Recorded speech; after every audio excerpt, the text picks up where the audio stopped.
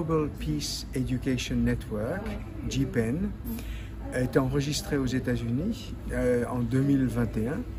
Donc, et depuis 2021, on a cette mission, cet objectif qu'on s'est fixé, d'une part, de relier les associations, les ONG, les structures qui sont engagées autour de la paix, parce que la plupart de ces associations agissent dans leur coin sans savoir que beaucoup d'autres existent. Donc, sortir de l'isolement.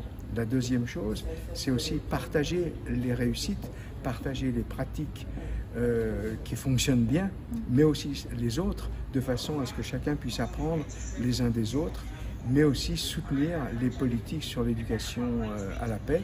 Et on a une autre ambition qui est en fait de demander une journée internationale sur l'éducation à la paix à l'Assemblée générale des Nations Unies. Sans doute en 2025, on sera prêt avec le soutien de beaucoup de pays membres qui ont...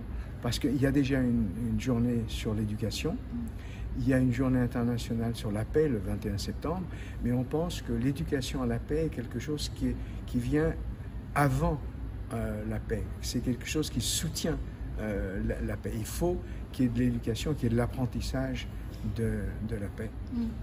C'est que la paix n'est pas l'absence de guerre. D'accord.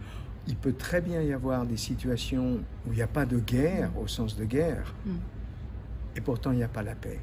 Parce qu'en fait, la paix, ça se situe d'abord dans la tête des gens, dans le cœur des gens. D'accord ?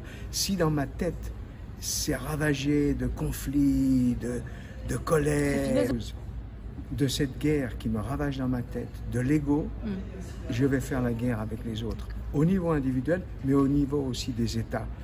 Donc, les gens qui ont le pouvoir, s'ils étaient eux-mêmes en paix, s'ils expérimentaient la paix, ils ne voudraient pas faire la guerre.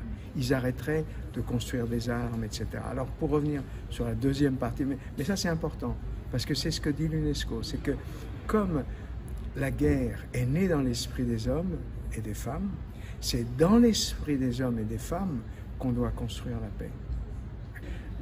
La conclusion de ce sommet, ce que l'on voudrait, c'est que ce soit un call to action, une invitation à l'action, d'accord ? Pas de dire il faut, etc.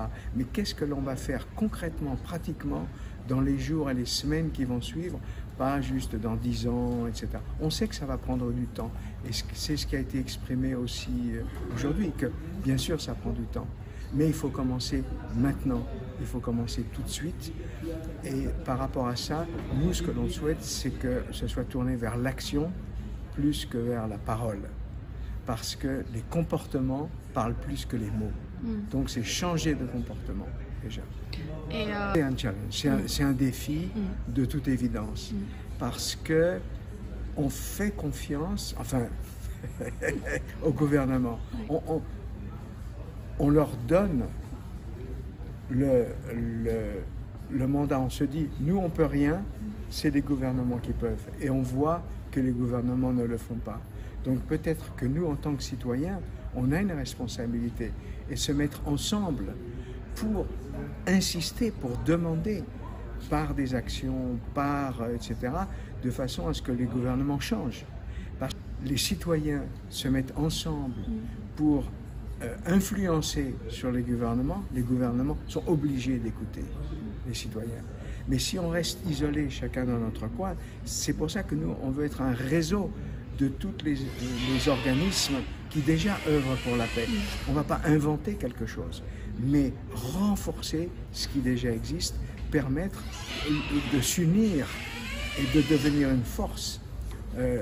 Comme tout à l'heure le disait Doudou Diène, les racines de tout ça, si on se parle, si toutes les racines de cette paix se parlent, à ce moment-là, on va pouvoir peut-être agir et faire en sorte que les gouvernements